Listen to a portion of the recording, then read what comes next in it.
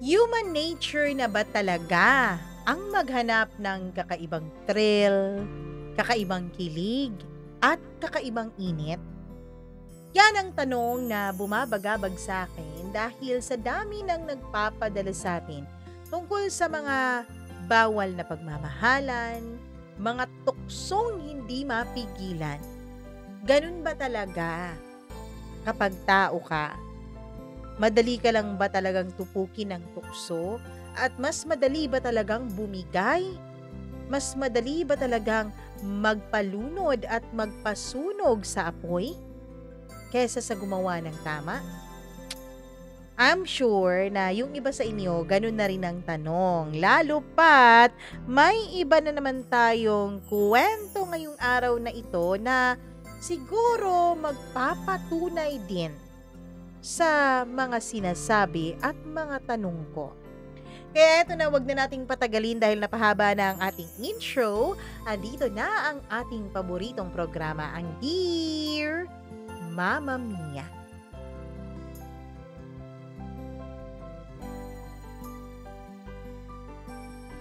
Bakit ba kapag apoy at tukso na ang humarap sa'yo, nakakalimutan mong gumawa ng tama? Nakakalimutan mo na pwedeng masira ang mga relasyon na meron ka sa ibang tao. Dear Mama Mia, itago niyo na lamang ako sa pangalang Eman, 32 taong gulang. Isang simpleng lalaki lang na nagtatrabaho sa isang maliit na kumpanya dito sa Maynila. May asawa ako, itago natin sa pangalang Mila, at may isa na kaming anak. Sa totoo lang, Mama Mia, maayos naman kung tutuusin ang buhay namin. Hindi kami mayaman, pero sapat na para maitawid ang aming pang-araw-araw. Dahil mahilig ako sa basketball, madalas akong nakikipaglaro tuwing linggo sa barangay court namin. Doon ko nakilala si Tonyo. Isang masayahin, palabiro at medyo lasinggero pero mabait namang tao. Sa ilang linggo naming paglalaro ay naging magkaibigan na kaming dalawa. At sa isang inuman, doon ko rin nakilala ang kanyang asawang si Mara. Si Mara, hindi ko makakalimutan ang unang pagkikita naming dalawa. Napakasimpleng damit lang ang suot niya noon. Kulay puti, pero lutang na lutang ang kaniyang ganda. Paputi kasi siya, mahaba ang kaniyang buhok at yung ngiti niya nakakapanindig balahibo. Hindi yung nakakapanindig balahibo dahil nakakatakot, kundi sobrang nakakaakit. May kung anong kuryente at magnet siya, Mama Mia, na para bang ayaw na siyang bitawan ng aking mga mata. Paring Eman, siya nga pala si Mara, misis ko. Pakilala ni Tonyo sa akin. Ngumiti lang si Mara at inabot ang kamay niya. Hello? Kumpare ka na rin namin siguro balang araw, ano? Biro niya pa. Hindi ko alam kung bakit kinabahan ako sa birong iyon. Pero mula noon, may kung anong kakaibang init na sa aking dibdib kapag nasa malapit lang si Mara. Lumipas ang ilang buwan, naging mas malapit kami ni Tonyo sa isa't isa. Madalas kaming mag-inuman at kapag may handaan, kasama na rin namin ang aming mga asawa na sina Mila at Mara. Hanggang sa nagdesisyon kaming gawing gawin ang binyagan ng anak ko. At syempre, Isa sina Tonyo at Mara na kinuha namin bilang mga ninong at ninang ng aming anak. Pare, totoong magkumpare na talaga tayo ngayon, sabi ni Tonyo habang nakayakap sa akin nung binyagan. Ngumiti ako, pero hindi ko maiwasang mapatingin kay Mara na nakasuot ng kulay peach na bestida. Saktong-sakto ang fit sa kanyang katawan, Mama Mia. Hindi malaswa pero sapat para ipaalala sa akin na babaeng babae siya. At isang napakagandang babae naman talaga. Magmula noon, madalas na kaming nagkikita-kita. May mga simpleng salo-salo, may mga inuman, at minsan nagkakasama pa kami sa mga outing o out-of-town trip namin. Doon ko lalong nakilala si Mara. Tahimik siya minsan pero kapag nakainom na ng konti ay nagiging palabiro. May sense of humor at higit sa lahat, marunong makisama. At doon nagsimula ang hindi ko inaasahan. Tuwing makikita ko siya, para bang may kumikirot sa loob ko. Hindi ko alam kung tama ba yun, pero alam kong totoo ang nararamdaman ko, Mama Mia. Isang gabi, nag-inuman kami kina paring Tonyo. Naubusan ng alak kaya nagyaya siyang lumabas para bumili kasama ang ibang kumpare. Naiwan ako sa sala at si Mara naman ay nasa kusina, naghuhugas ng platong pinagkainan. Tahimik ang paligid noon, Mama Mia. Tanging tunog lang ng tubig sa gripo ang naririnig ko. Pinili kong pumasok sa kusina para mag-alok ng tulong. Mare, tulungan na kita dyan, sabi ko. Ngumiti siya pero hindi tumingin. Okay lang pare, sanay na ako dito, sagot niya. Napatitig ako sa likod niya. Yung buhok niyang nakapusod, yung katawan niyang nakabaluktot habang nakahawak sa lababo, hindi ko alam kung bakit. Pero bigla kong naisip na yakapin siya mula sa likod. Agad kong kinagat ang labi ko para pigilan ang aking sarili dahil alam kong mali iyon, Mama Mia. Tumingin siya saglit sa akin at saka nagsalita. Alam mo pare, iba ka kay Tonyo. Tahimik ka, hindi ka pala biro. Pero parang mas seryoso ka sa buhay. Hindi ko alam ang isasagot ko sa kanyang sinabi. Naramdaman kong bumilis ang tibok ng aking puso. At doon ko unang naramdaman, hindi lang siguro talaga paghanga ang nararamdaman ko para kay Maring Mara. May halo na po itong ibang klaseng pagnanasa. Pagkalipas ng mga linggo, unti-unti akong naging sensitibo sa mga kilos ni Mara.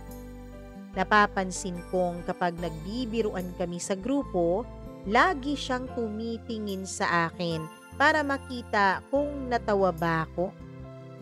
Kapag nag-aabot siya ng baso ng alak, medyo mas tinatagalan ng kamay niya ang pagdapo sa kamay ko. Minsan, nagkasabay kaming magbukas ng ref sa bahay nila. Magkalapit ang mukha namin ng ilang segundo. Ramdam ko ang init ng kaniyang paghinga, Mama Mia. Pareho kaming natawa at umiwas ng tingin. Pero mula noon, alam kong may kakaiba na. Hindi pa man kami nagsasalita pero para bang pareho naming alam ang lihim na namamagitan sa aming dalawa, Mama Mia. Isang gabi, nagkayayaan ulit kami ng inuman. Naparami ng konti ang inom ni paring Tonyo kaya agad siyang nakatulog sa sofa. Naiwan kami ni Mara sa veranda nila. Malamig ang hangin, madilim na ang paligid at tanging ilaw lang ng poste sa kalsada ang nagsisilbing liwanag. Maring Eman, minsan alam mo, naiinggit ako sa inyong dalawa ni Maring Mila, sabi ni Mara habang nakatingin sa malayo. Ha? Bakit ka naman maiinggit sa amin? Tanong ko. Wala lang. Parang mas maayos kasi kayo. Mas masaya. Hindi ko alam kung anong sumapi sa akin pero sinagot ko siya ng tapat. Mare, sa totoo lang, hindi naman kami laging masaya eh. May mga problema rin kami. Lahat naman siguro ng mag-asawa may mga problema at pinagdadaanan, di ba? Tumingin siya sa akin. Titig na titig siya sa mga mata ko, Mama Mia. May lungkot, may init, at may isang bagay na hindi ko maipaliwanag na nandun at nakikita ko sa kanyang mga mata.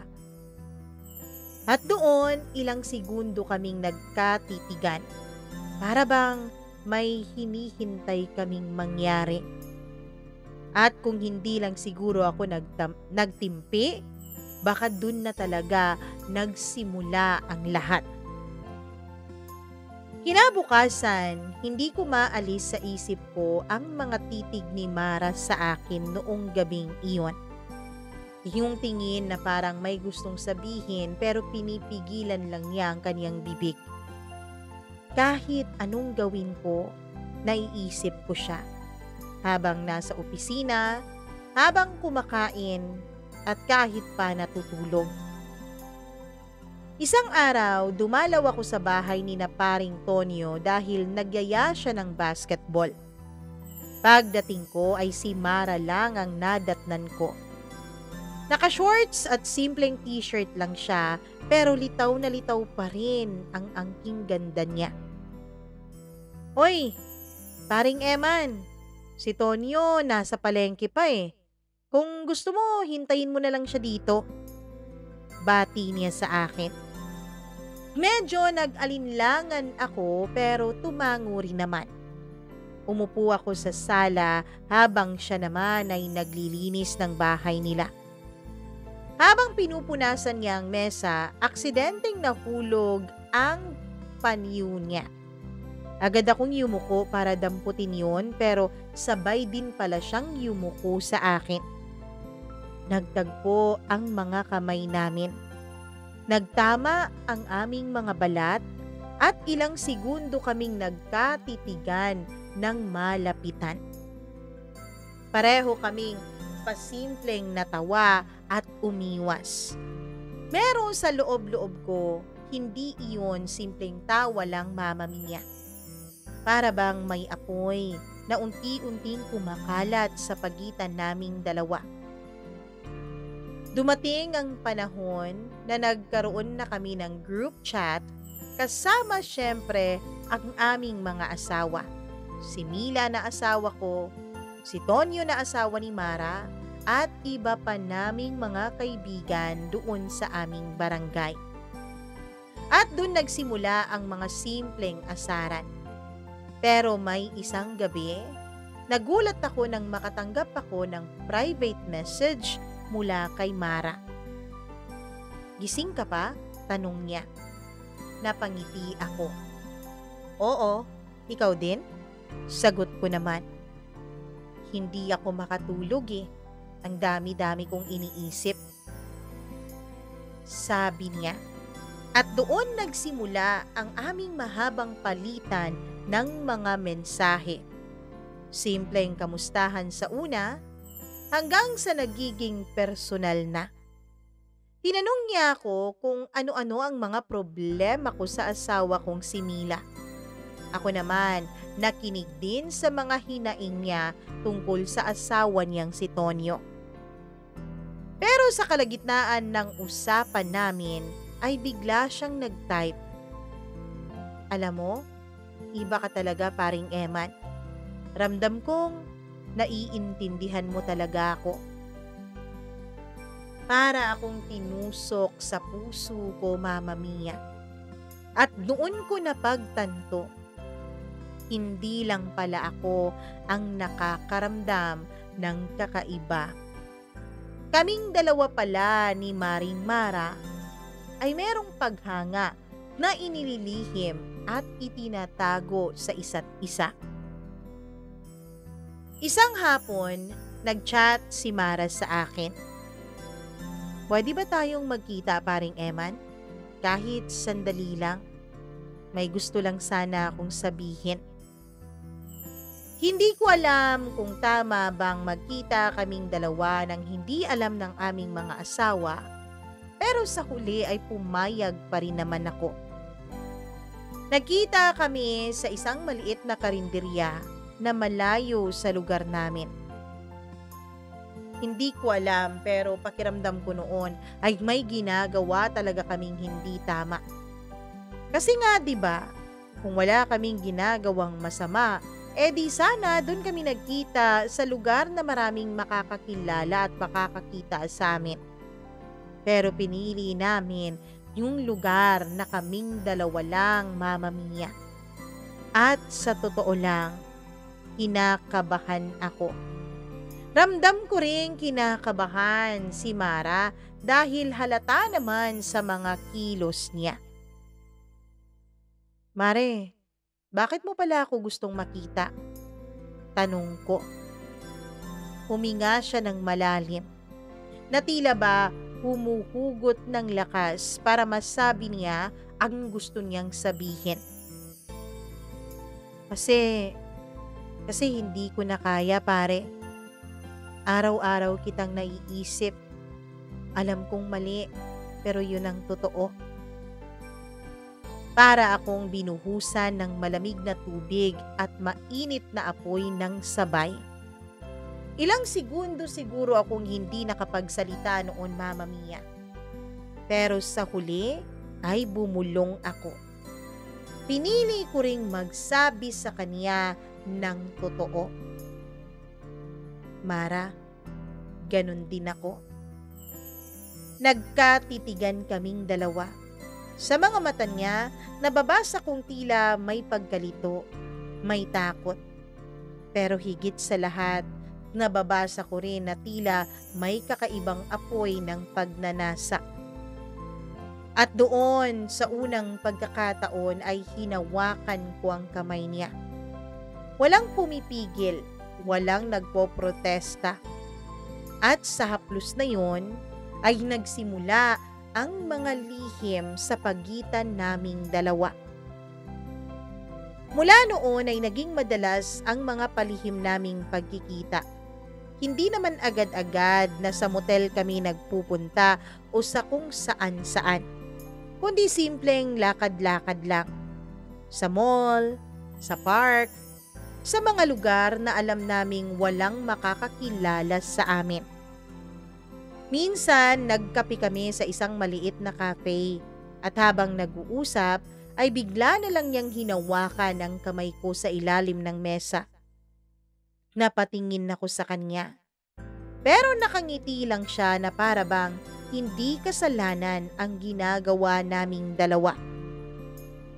Hindi ba tayo mahuhuli nito? Tanong ko. Hindi nila malalaman.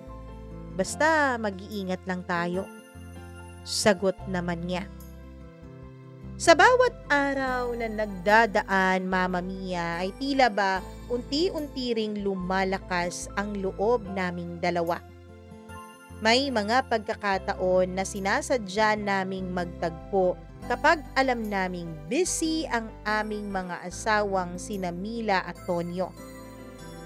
Sa bawat pagkikita namin, palalim ng palalim ang lihim naming relasyon.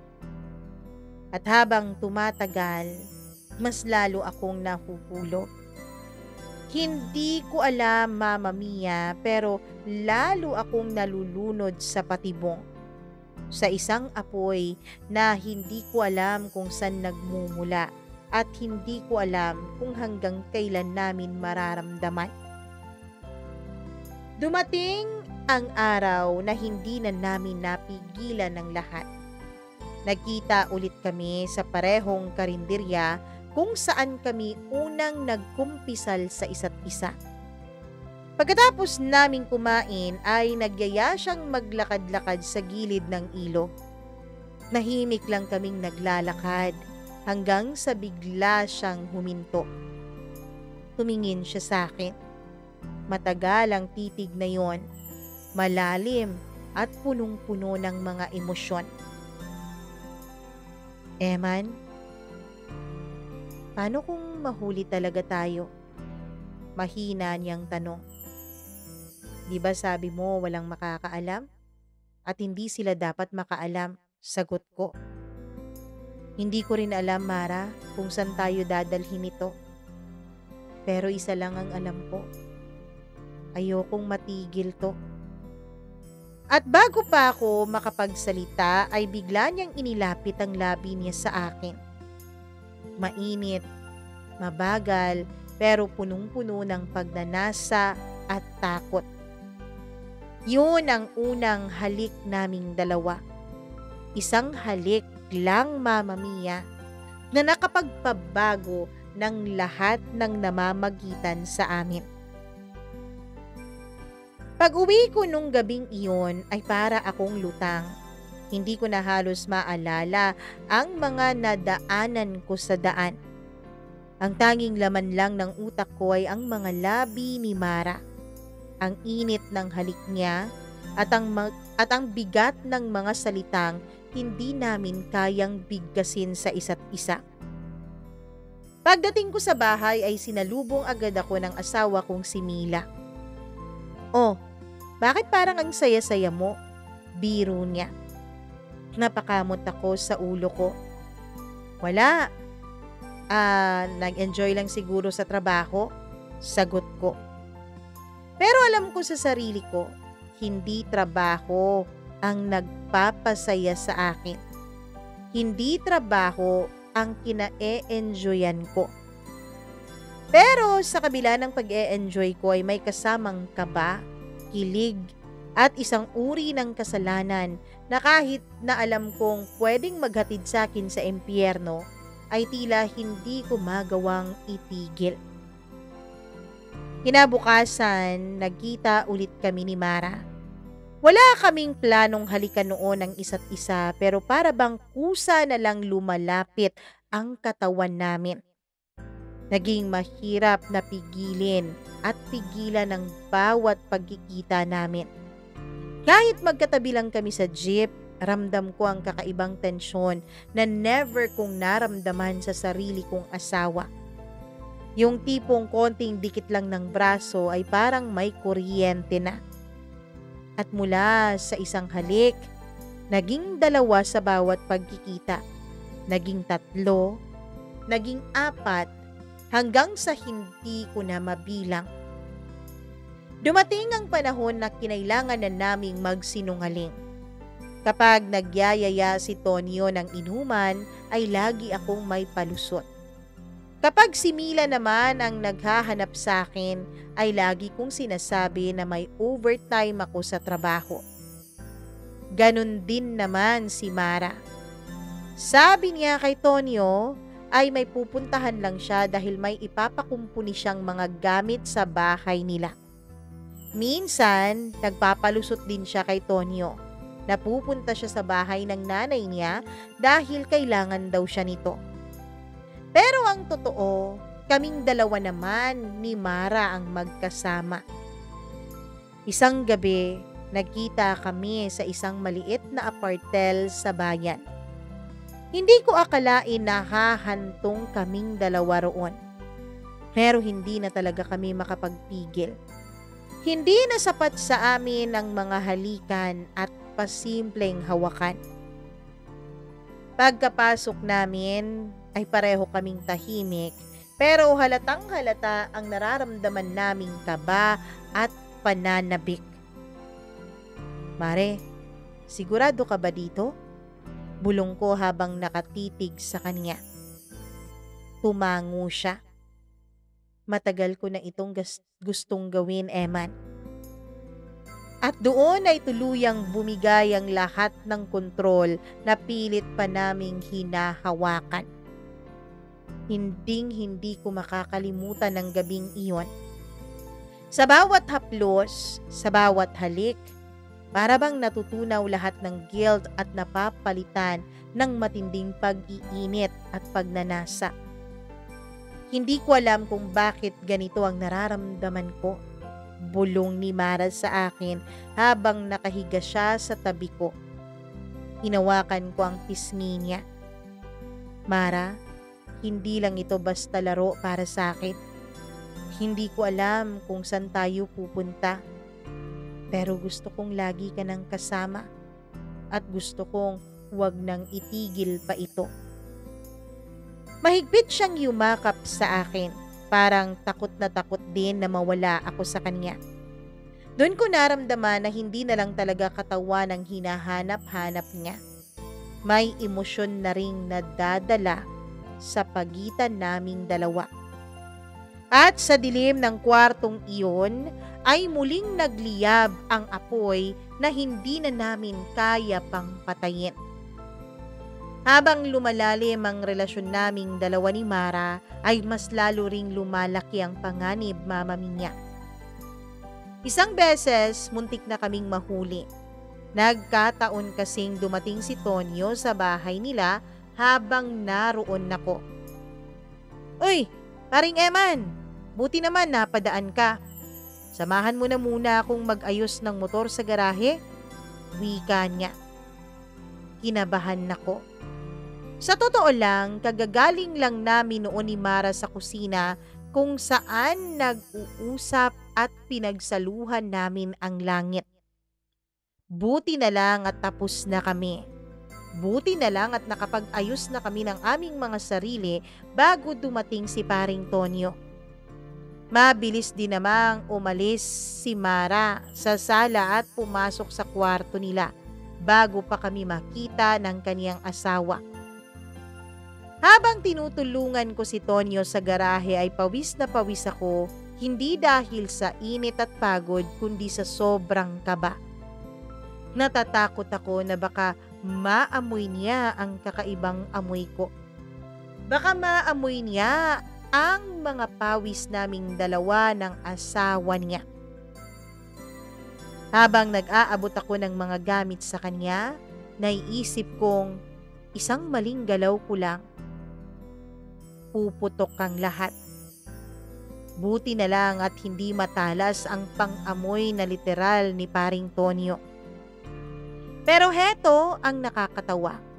Imbis na tumigil ako, kasi nga muntik na kaming mahuli, ay lalo pa kaming na-e-excite ni Mara sa isa't isa. Yung takot na mahuli ay nagiging pampatindi ng aming bawat sandali. Akala ko tukso lang ito. Akala ko katawan lang ang hinahanap naming dalawa ni Mara sa isa't isa. Pero hindi na. Habang tumatagal, mas nakikilala ko si Mara. Mas nakikita ko kung gaano siya nalulungkot sa piling ni Tonyo. Hindi na siya katulad ng dati, Eman. Iyak niya sa akin minsan habang magkasama kaming dalawa sa loob ng isang motel. Hinawakan ko ang kamay niya. Kung pwede ko lang kunin ang lahat ng sakit mo, Mara, gagawin ko. At doon naramdaman kong malalim na talaga ang lihim naming relasyon. Isa na itong pagmamahal na naging mas mapanganib, mas bawal pero totoo. Sa bawat titig niya, sa bawat haplos niya, alam kong hindi na lang kami basta magkumarit magkumpare. Alam kong hindi na namin kayang itigil ang nangyayari sa aming dalawa. Isang hapon nagpunta ako kina Tonyo para makiinom. Nasa sala kami, nagkukwentuhan habang si Mara naman ay nasa kusina. Pare, ang bait mo talaga. Laking tulong mo sa pamilya ko. Alam kong maaasahan kita palagi. Sabi ni Tonyo habang nagbubuhos ng alak. Ngumiti ako, pero sa loob-loob ko halos masuka ako sa bigat ng sikreto namin ng asawa niya. Kung alam lang ni paring Tonyo kung anong ginagawa naming dalawa ni Mara ng kami lang, ay siguro higit pa sa demonyo ang itatawag niya sa akin. Habang nag-iinuman kami ay dumating si Mara para mag-abot ng pulutan. Nang magtagpo ang mga mata namin ay parang may boltahe na dumaloy sa katawan ko. Siguro dahil na rin sa alak na nainom ko. Ang problema lang, Mama Mia, nahuli ni paring Tonyo ang paglingon ko sa asawa niya. Uy pare, parang may iba kang iniisip biro niya. Ako, wala pare, inaantok lang siguro ako. Palusot ko naman. Kinakabahan talaga ako buong gabi. Isang maling tingin pa, pwedeng sumabog ang lahat ng sikreto naming dalawa. Dahil sa sobrang takot naming mahuli ay naghanap kami ni Mara ng mas ligtas na lugar. Hindi na pwede sa bahay nila. At delikado rin naman sa bahay namin. Kaya nauwi kami sa mga palusot. Kunwari pupunta siya ng palengke, sabay magkikita kami sa isang motel na medyo malayo-layo. Sa bawat pagtakas naming iyon ay parang lalo kaming nakukumaling sa isa't isa. Hindi lang sa pisikal. Habang kumakain kami ng simpleng tapsilog sa loob ng maliit na kwarto, ay nagkukwento siya ng mga pangarap niya. Ng mga bagay na hindi niya magawang sabihin sa asawa niyang si Tonyo. Kung pwede lang, Eman, sana ikaw na lang ang nakilala ko noon pa. Mahina niyang sabi. Hindi ako nakasagot agad, pero sa totoo lang, gusto kong umoo. Gusto kong aminin na ako man, sana siya na lang ang naging akin mula sa simula. Minsan, pagkatapos naming magsama sa motel, ay umupo lang kami sa gilid ng kama.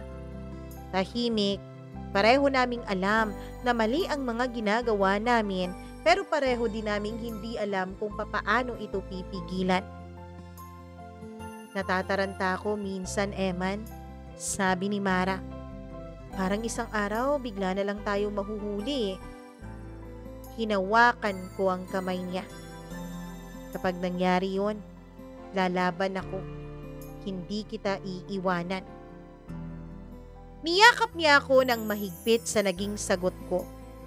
Halos ayaw na niya akong pakawalan pa.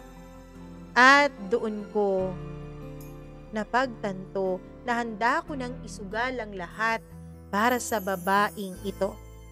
Handa akong lumaban kahit kanino at kahit gaano pa kabigat ang pwedeng magiging kapalit. Hindi rin pinapalampas ng tadhana ang lahat, Mama Mia. Napansin na rin ng asawa kong si Mila na madalas akong wala sa bahay namin. At si Tonyo naman, may mga tanong na rin tungkol kay Mara. Bakit parang ang dalas mo yatang lumalabas ngayon kahit hindi naman araw ng trabaho? Tanong ni Mila habang naghahain siya ng hapunan namin. At nung bang hindi araw ng trabaho? Trabaho tuhan, overtime.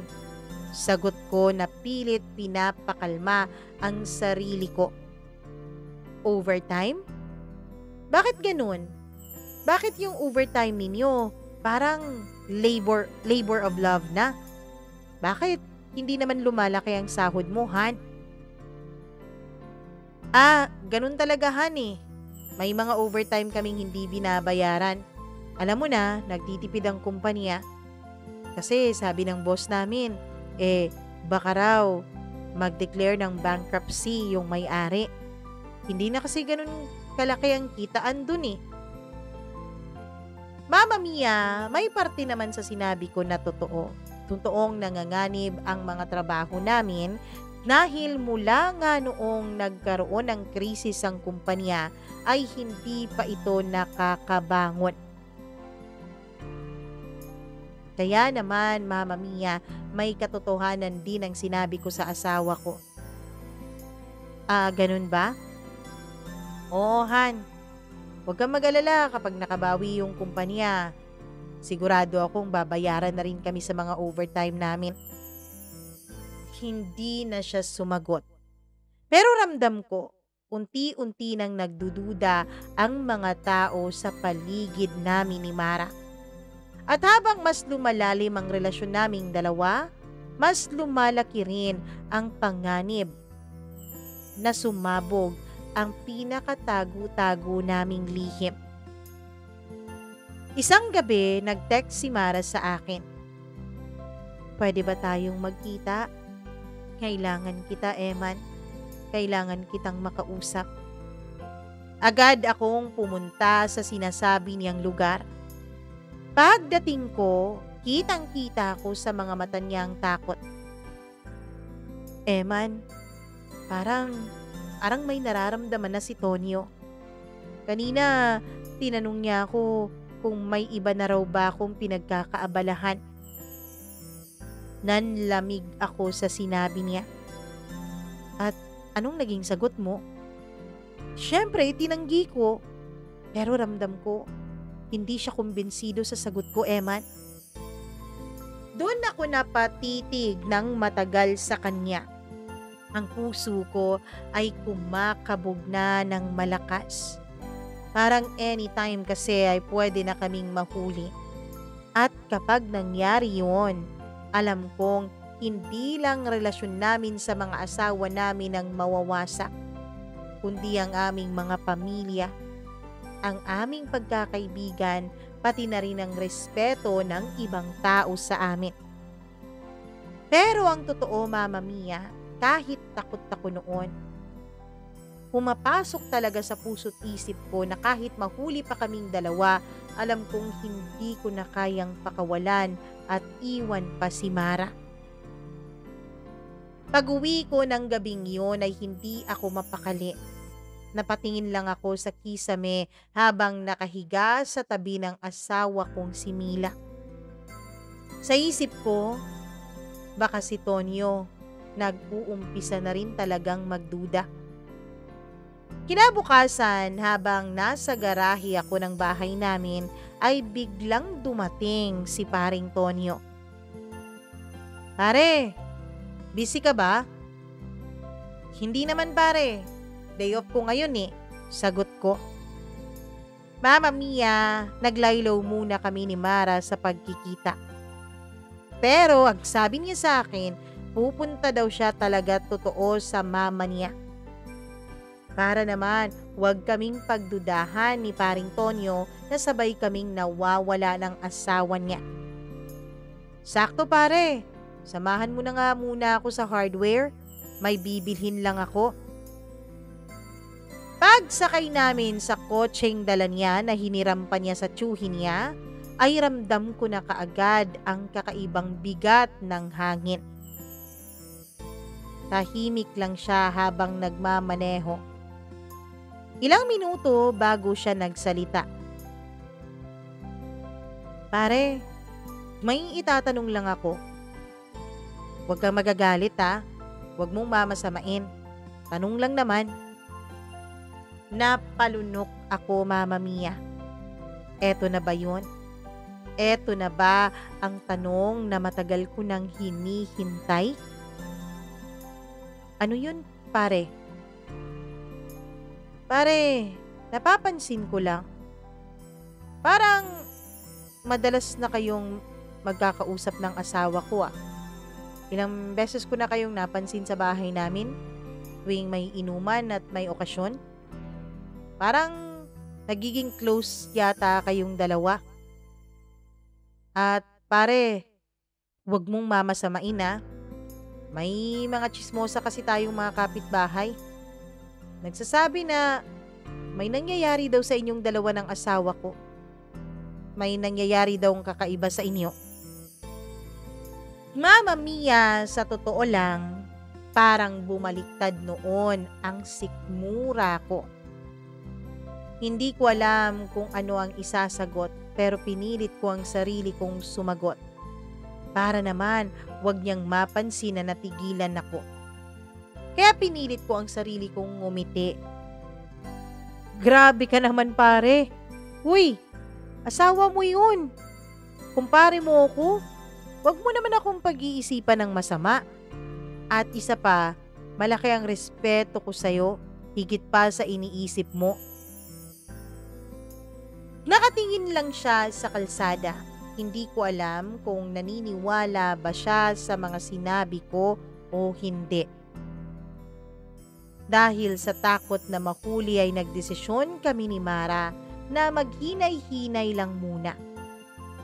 Pero 1 linggo lang ang nakalipas, Mama Mia, ay hindi na namin kinaya pa ang mawalay sa isa't isa. Oo, 1 linggo lang ang nakalipas ay bumigay rin kaming dalawa. Nagkita kami sa isang lumang apartment na inuupahan ng pinsan ko pero walang tao doon. Noon namin ibinuhos ang matagal na naming pagpipigil. Miss na miss namin ang isa't isa. Walang sali-salita, halos punitin na namin ang oras sa bawat halik at yakap at haplos naming dalawa. Oo, Mama Mia. Matinding bakbakan talagang nangyari dahil lalo naming na-miss ang isa't isa sa halos mahigit 1 linggong hindi kami nagkita. Pawang mga ungol lamang at halinghing ang maririnig sa lumang apartment na yon. Ang paulit-ulit na pagtawag ni Mara sa pangalan ko habang magkaisa kaming dalawa.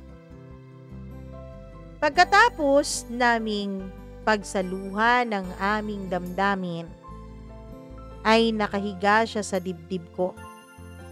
Ilang saglit pa ay bumulong siya. Eman, hindi ko na talaga kayang mapalayo sa'yo. Mahal na talaga kita. Tahimik lang ako, pero sa loob-loob kong alam kong ganun din ang nararamdaman ko para kay Mara. Habang mas lumalalim kaming dalawa, ay nagsimula na ring magbago si Mara. Napapansin ni Tonyo na madalas nang wala sa mood para sa kanyang asawa niya, na parang malayo lagi ang iniisip. Mama Mia, nagsusumbong sa akin si paring Tonyo. Sabi niya ilang beses na raw niyang sinubukan na kalabitin ang asawa niya sa kama. Kaya lang, hindi pumapayag at hindi umuoo si Mara. Alam mo pare, yung laging sagot niya sa akin, pagod ako Han, maghapon akong naglaba, maghapon akong naglinis ng bahay. Hindi naman siya ganun eh. Hindi naman siya ganun dati. Dati pa nga siya yung nag-aaya. Ngayon, ayaw na niya. Ewan ko sa kanya pare. Parang may kakaiba talagang nangyayari sa asawa ko eh. Mama Mia, kinausap ko naman si Mara. Pero sabi niya, hindi na raw niya talaga kayang ibigay ang sarili niya sa kanyang asawa dahil nandidiri na siya. Ako na raw talaga ang mahal niya. Sa akin niya ibinubuhos lahat ng init at lambing na hindi na niya kayang maibigay sa kanyang asawa. Ako man ay nahihirapan na rin talagang itago kay Mila ang totoo. Minsan, hindi ko na rin magawang halikan ng totoo ang asawa ko dahil ang lagi kong iniisip ay si Mara. Isang gabi, muntikan na talaga kaming mabuking dalawa.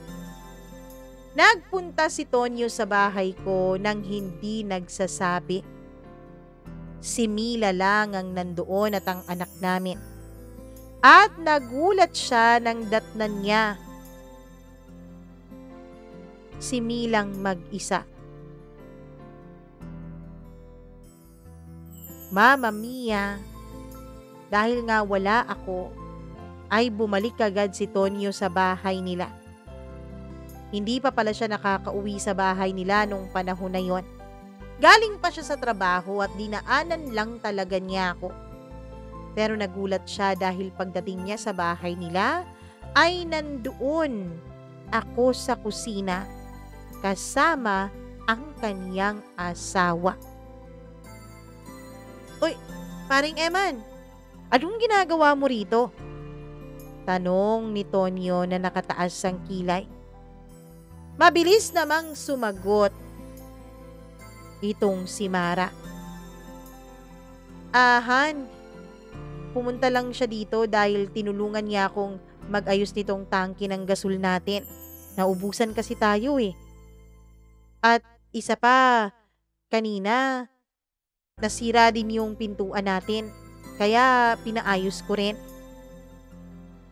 Mama Mia, sakto naman talaga noon na naubusan sila ng gasol at tinawagan ako ni Mara. Pero, meron talagang kakaiba ding nangyari sa amin pagkatapos naming mag-set up ng gasol. Ngumiti si Tonyo, pero hindi ko alam kung kumbinsido ba siya sa palusot ng asawa niya. "Salamat pare maaasahan ka talaga," sabi niya. Pero ewan ko ba, dahil ba sa guilty ako, pero hindi ko talaga ramdam na may sinseridad ang kaniyang sinabi. Parang may kutob na talaga siya. Kinagabihan, nagkita kami ni Mara sa lumang apartment na naman ng pinsan ko. Pareho kaming kinakabahan. "Eman, baka mahuli na talaga tayo," sabi niya na halos nanginginig na ang boses niya. "Anong gusto mo? Itigil na ba natin to?" Tanong ko. Kahit masakit yun para sa akin ay tinanong ko siya, Mama Mia, dahil siya naman ang gusto kong magdesisyon. Tumingin siya sa akin. Diretso ang mga titig niya sa mga mata ko. "Hindi ko kayang itigil, Eman. Hindi kita kayang iwasan. Kahit anong mangyari, pipiliin kita." Mama Mia, kinilig ako at the same time ay sobra ring natakot at kinabahan. Alam ko kasing ganun din ako sa kanya. Handa akong talikuran ng lahat. Kahit pa ang asawa kong si Mila at ang anak namin. Kahit pati ang pagkakaibigan ko kay Tonyo, basta't si Mara ang kasama ko. Simula nang muntik na kaming mabuking ni Tonyo ay mas naging maingat na talaga kaming dalawa ni Mara. Pero ramdam ko, Mama Mia. Ramdam ko na may nagbago ng tuluyan sa kumpare ko.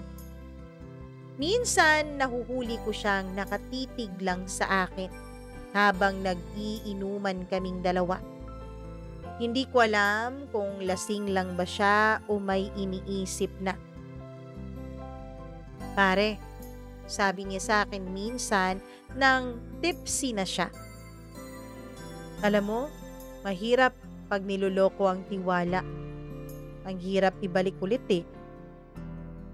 Napalunok ako, Mama Mia. Gusto kong magtanong kung para ba sa akin yung sinabi niya, pero hindi ko kaya. Guilty talaga ako. Tumango lang ako sa sinabi niya bilang pagsang-ayon at ngumiti. Sa isip ko ay baka sinusubukan niya lang ako. Baka nagmamasid lang siya sa magiging reaksyon ko.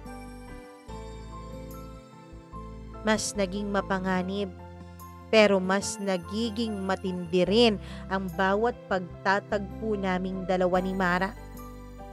Lagi kaming parang nagmamadali. Pero bawat segundo ay puno naman ng kakaibang init at pagnanasa. "Eman," bulong niya habang nakasiksik ang mukha niya sa leeg ko. "Hindi ko talaga kakayanin kung mawawala ka. Kahit anong mangyari, huwag mo akong iiwanan, ha?" At tuwing maririnig ko ang mga salitang yon galing kay Mara, ay lalo akong natatangay, Mama Mia. Hindi ko na naiisip ang panganib. Para sa akin, basta't kasama ko lang siya, ay sapat na. Hindi lang ang mga asawa naming sina Tonyo at Mila ang nagtataka.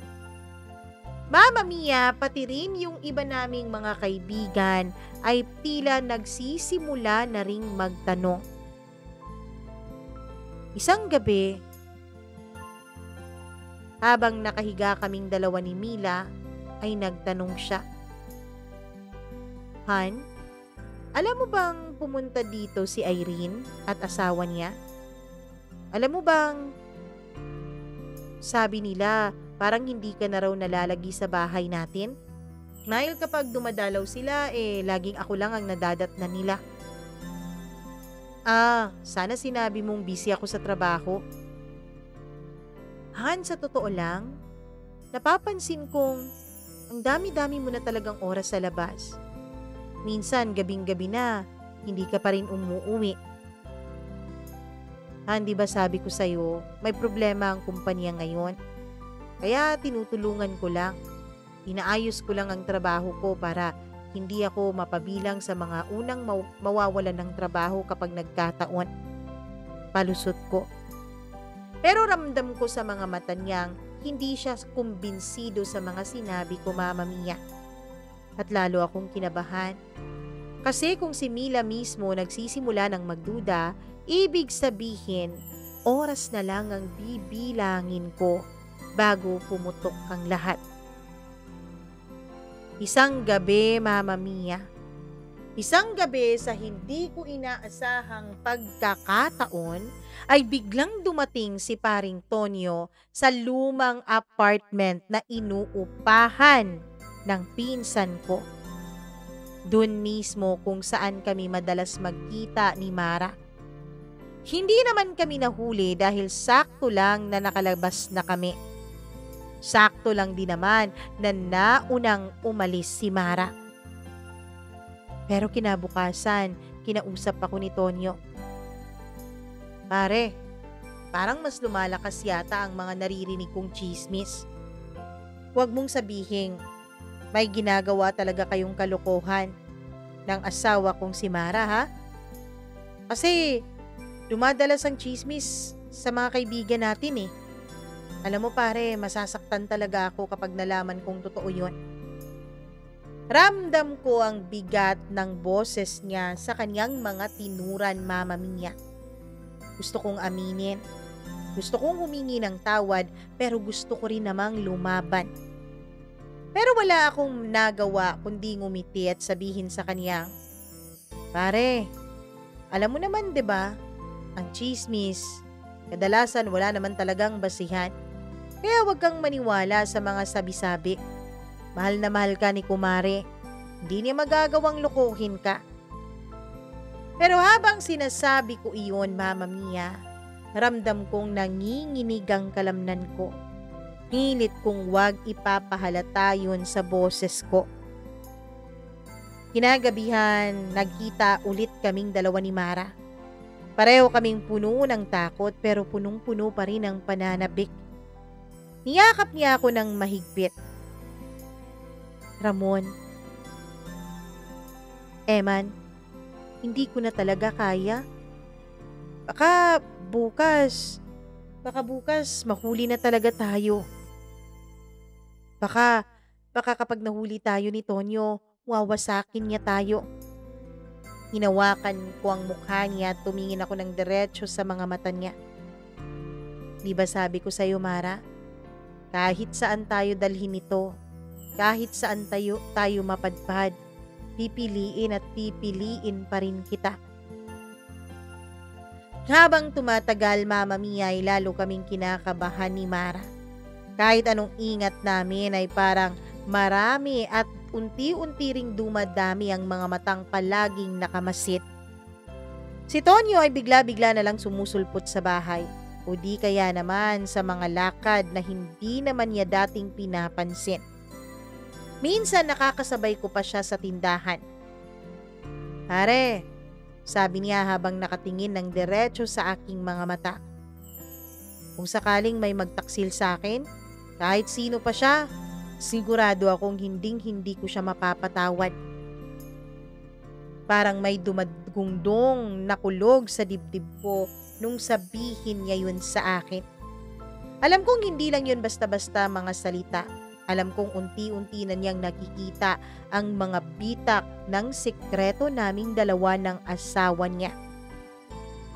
Mas naging mabilis at mas naging palihim ang bawat pagtatagpo namin ni Mara. Minsan nagrerenta ako ng kotse para may sakyan kaming dalawa at hindi kami mahuli. Minsan naman pumupunta kami sa mga malalayong lugar.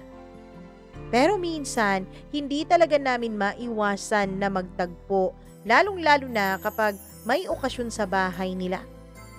Minsan sa mismong kusina nila. Minsan habang lasing at natutulog si Tonyo sa sala nila.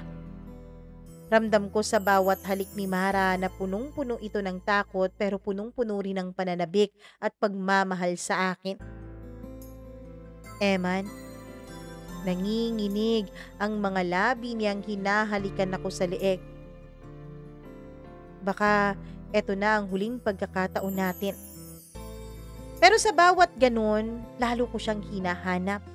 Sa bawat pagkakataon na kunwari ititigil na namin ng aming mga ginagawa, ay hindi din namin kinakaya dahil lalo kaming nananabik sa isa't isa. Lalo naming ginugustong magnakaw ng oras, kahit na hindi naman yun para sa amin. Ayaw na naming bumitaw sa isa't isa. Isang gabi, lasing na lasing si Tonyo, nakahandusay sa sofa at doon ay nagkataon naman na dumaan ako sa bahay nila. Tinawag ako ni Mara at pinatulong niya ako na ayusin ang asawa niya. Habang inaayos ko si Tonyo ay bigla niyang hinawakan ang kamay ko ng mahigpit. Pare, wag mo talaga akong lolokohin na. Isa lang ang tiwala ko sa'yo. Si Mara at pamilya ko. Parang kumunot ang mundo ko. Hindi ko alam kung maiiyak ako o magsisinungaling pa pero tumango lang ako at bumuntong hininga. Hindi kita lolokohin pare. Sagot ko kahit ramdam kong sa mismong labi ko na parang humahapdi ito sa kasinungalingang lumalabas mula dito. At Mama Mia, yung konsensya ko ay unti-unti rin talaga akong sinasakal. At dumating pa rin kahit anong ingat namin ang araw na kinatatakutan namin. Isang hapon pumunta ako kina Mara. Wala si Tonyo. Ayon sa kanya. Hindi ko na kasi mapigil ang sarili ko dahil ilang araw na rin kaming hindi nagkikita at nagniniig ni Mara. Pagpasok ko sa kwarto nila ay agad niya akong sinalubong ng mga yakap. Ramdam ko ang init ng katawan niya, ang halimuyak ng buhok niyang bagong ligo pa. Lumulutang na naman kaming dalawa sa tukso. Pero Mama Mia, biglang bumukas ang pinto ng kanilang kwarto. Si Tonyo, nakatingin at hindi makapagsalita. Ang mga mata niya ay punong-puno ng galit, luha at pagkadurog. Mara? Mahinang bulong niya sabay tingin sa akin. Pare, ikaw pa talaga? Parang gumuho ang buong bahay sa tindi ng emosyon ni Tonyo. Wala akong nasabi. Hindi ko alam kung hihingi ba ako ng tawad o lalaban. Si Mara, umiiyak, nakaluhod sa harap ni Tonyo. Tonyo, patawarin mo ko. Hindi ko ginusto pero nangyari na eh. Si Tonyo ay nakatitig lang sa amin. Halos nanginginig ang buong katawan niya sa tindi ng galit na nararamdaman niya. Tiwala ang binigay ko sa inyo. Pamilya, pagkakaibigan at ito ang isinukli niyo. Sinugod niya ako. Sinuntok niya ako ng paulit-ulit. Hindi ako lumaban, Mama Mia. Hinayaan ko lang siya na sapakin ako pero ramdam ko na hindi lang katawan ko ang tinatamaan kapag sinusuntok niya ako kundi pati kaluluwa ko. Pagkatapos ng gabing iyon, tuluyang gumuho ang lahat. Si Mara, pinipilit pa ring lumapit sa akin pero pareho naming alam na hindi namin pwedeng ituloy ang kung anumang meron sa amin. Wala na kaming tatakbuhan. Si Tonyo naman hindi na ako kinakausap. Wala na rin ang aming samahan. Si Mila naman na asawa ko, Mama Mia, ay hindi din ako kinikibo. Para akong nanonood sa buong mundo ko habang dahan-dahan itong nawawasak. Huling beses kong nakita si Mara ay nasa simbahan siya. Mag-isa. Lumapit ako pero umiwas siya ng tingin. Eman, kahit gaano pa katindi ang nararamdaman natin sa isa't isa, alam nating hindi natin kaya tong ipaglaban dalawa. Kasi hindi na ito tama. Huwag na tayong magkita, Eman. Patawarin mo ko. Patawarin mo ko kung naging dahilan ako para masira din ang pamilya mo. Hanggang dito na lang tayo. Mahal na mahal kita at kung totoo mang may susunod na buhay, sana pagtagpuin na tayong dalawa nang wala pa tayong mga sabit sa isa't isa. Pagkatapos nun ay tumayo siya at niyakap niya ako at yun ang huling yakap na natanggap ko mula sa kanya. Isang yakap na punong-puno man ng pagmamahal pero kailangan pa ring tuldukan dahil sa isang masakit na realidad.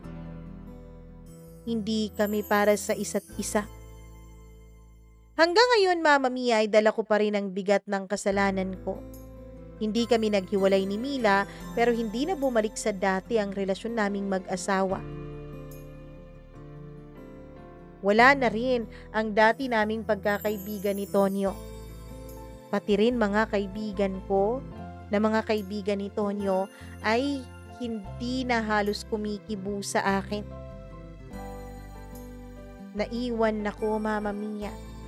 Naiwan ako na hindi alam kung pagsisisihan bang mga nangyari sa akin. Dahil sa totoo lang, kahit alam ko talaga na mali ang namagitan sa amin ni Mara, yun po ang pinakamasasaya at maiinit na sandali ng buhay ko. Ang mga alaala ng init na hindi ko dapat pinakawalan noon. Yun ang nagbibigay sa akin ng inspirasyon para patuloy na mabuhay ngayon. Minsan iniisip ko, kung nagtimpi lang sana kaming dalawa ni Mara, kung hindi lang kami bumigay sa tukso, ay baka nagkikita pa rin kami ngayon, hindi bilang lihim na magkarelasyon kundi bilang magkaibigan. Pero wala na eh. Nangyari na nang nangyari. Kaya heto ako ngayon, nagkukwento na lang. Kwento ng isang bawal na pagmamahal, isang bawal na pag-iibigan. Tuwing pipikit ako, Mama Mia, aaminin kong si Mara pa rin ang pumapasok sa aking alaala. Maraming salamat po at hanggang dito na lang itong aking kwento. Lubos na nagpapasalamat. Eman.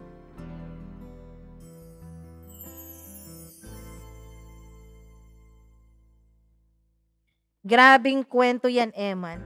Parang wala naman siyang pagsisisi, no? Kasi sabi nga niya, yun ang pinakamasasaya at pinaka-mainit na sandali ng buhay niya. Well, kanya-kanya naman tayo, iba-iba naman ang tao. May iba pinagsisisihan ng mga mali, may iba naman pinaninindigan, may iba naman na talagang hindi na nagsisisi. Anyways, kung ano man yang inyong mga desisyon sa buhay, sa inyo yan kasi 'di ba, buhay nyo yan. Pero sana lang talaga sa pagmamahal na mararamdaman ninyo, Sana lang talaga walang ibang masaktan na tao. Walang mga taong inosente na kailangang magdusa dahil nagmahal kayo. Kailangang magdusa dahil sa init na nararamdaman ninyo. Sana walang ganon. Sana kapag may mainit na talaga kayong nararamdaman at hindi nyo na mapigilan, sabihin nyo na lang. Ang problema kasi sa tao, sigurista tayo eh. Ang problema sa tao, gusto natin na marami ang sa atin. Kaya yung iba dyan, nananatili pa rin single hanggang ngayon. Kasi yung iba dyan, doble-doble, triple-triple pa nga kuminsan. Diba? Sana wag na kayong manakit. Kung hindi na talaga kayo masaya, kung nagiinit na talaga kayo sa iba, well, pakawalan niyo yung taong hindi niyo na mahal. Hindi yung uuwian niyo pa, hindi yung tatawagin niyo pang han, tatawagin niyo pang mahal, yayakapin niyo pa, tatabihan niyo pa sa gabi. Hindi yung ganun. 'Di ba? Kung talagang magpapadala kayo sa tukso, magpapadala kayo sa init ng inyong damdamin, di bumitaw kayo para naman kung masaktan, one time, big time lang. Kasi alam nyo, iba talaga ang sakit kapag malaman mong niloloko ka. Iba talaga ang hapdi, iba talaga ang pagkawasak ng puso kapag malaman mong iniiputan ka sa ulo. Alam mo yun? Parang maririnig mo talaga na literal na mabasag yung puso mo. Iba talaga eh. Ibang sakit, ibang pag-apak ng self-esteem at pagkatao ang mararamdaman ng isang taong niloko. Kaya wag na kayong manloko, 'di ba? Magsabi na kayo ng totoo sa umpisa pa lang. Kausapin niyo na. Ganun. Para naman kung masaktan, isang beses lang. Para kung masaktan, hindi pati yung pagkatao niya ang madudurog. Kundi puso lang. Kasi ibang usapan na kung pati pagkatao pa eh.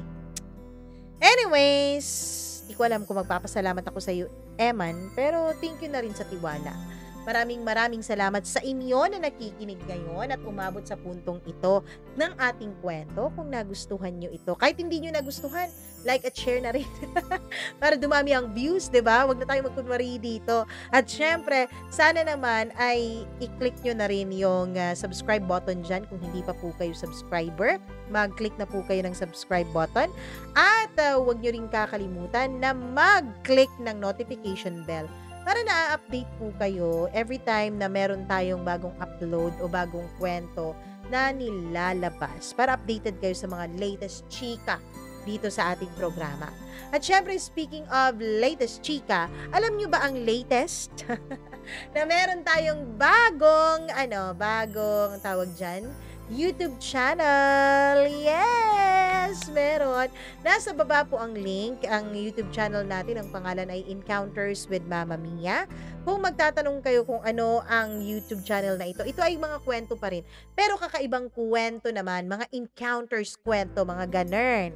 So, pwede nyo pong puntahan yan at i-click nyo rin ang subscribe at panoorin nyo yung iilan nating video na na-upload. Sa ngayon, hindi pa po tayo araw-araw na makakapag-upload doon, pero sisiguraduhin naman natin na at least 4 to 5 times a week ay nakaka-upload tayo. Okay? So, puntahan nyo na, go na, push na ang tawag dyan? The button. Charot na. Push the button. Hindi, push nyo na yan, panoorin nyo na, at sana ay magustuhan nyo rin ang mga kwento natin doon. Hello muna ako sa ating mga members na hindi nang iiwan sa atin at minamahal tayo. Ang mga bago nating members na si Nits Pabualan, 2 linggo na nating member. Since recording of this video, na-record ito September 3rd. Ay ako kay Janice Linian, kay Colleen Bueno, hello rin kay Gail Easy or Easy Gail, Gimaras Girl, Mila Raduban, Freaky, Maureen Tugab, maraming salamat, Maria Elena Abe, at sa inyong lahat na nagkikinig sa atin. Hello rin ako kay Daisy Lynn Caballero. Hi Daisy Lynn! Hi din kay Inday Garutay! Kay Nina Ladeza, ayan, maraming salamat po sa inyong lahat sa pakikinig. Teresa Rhodes or Teresa Rodes. Hello rin ako kay Julian Pornelios. Ed Santos, maraming salamat. Ngay din ako kay Clarinel Miguel, Riza Beltagal. Hello po sa inyo, listening all the way from Zamboanga City. Margie Flores at sa lahat ng ating mga tagapakinig. Once again, my name is Mama Mia. Kung may sarili po kayong kwento na nais i-share dito sa ating program, ang gawin nyo lang ay mag-email sa atin, mamamiacdo0317@gmail.com. Maraming salamat po. Mag-ingat po kayo lagi and I love you all. Mwah! Bye-bye!